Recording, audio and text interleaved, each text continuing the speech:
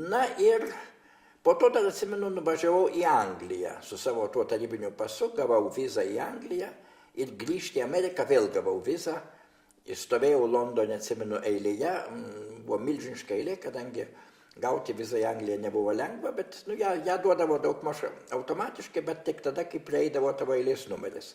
Tai man teko beveik visą dieną išstovėti eilėje, aš irgi niekad gyvenime neužmiršiu. Ir dar ant to tarybinio paso man uždėjo vizai, kad aš grįšiu į Ameriką.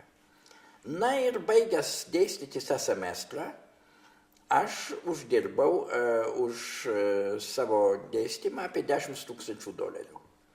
Man tik tada atrodė labai dideli pinigai. Kas gyvena vakaruose, gerai žino, kad tai nėra dideli pinigai, kad kelis mėnesius pragyvensi, bet turbūt neilgiau negu kelis mėnesius ir tai labai kukliai. Na, jau vien dėl to, kad butai yra brangus.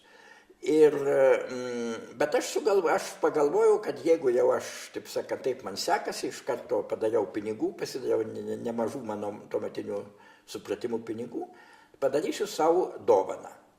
Man nėra geresnės dovanos negu kelionė.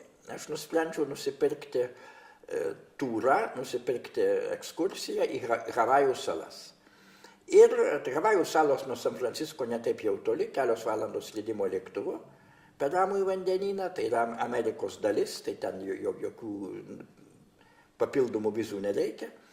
Ir ten gali pamatyti polineziečius, jų gyvenimo stilių, gali pamatyti ugniakalnius, daug įdomių dalykų. Ir aš 8 dienom išskridau į Havajus. Atsimenu, ta ekskursija kainavo $800, įskaitant lėktuvą.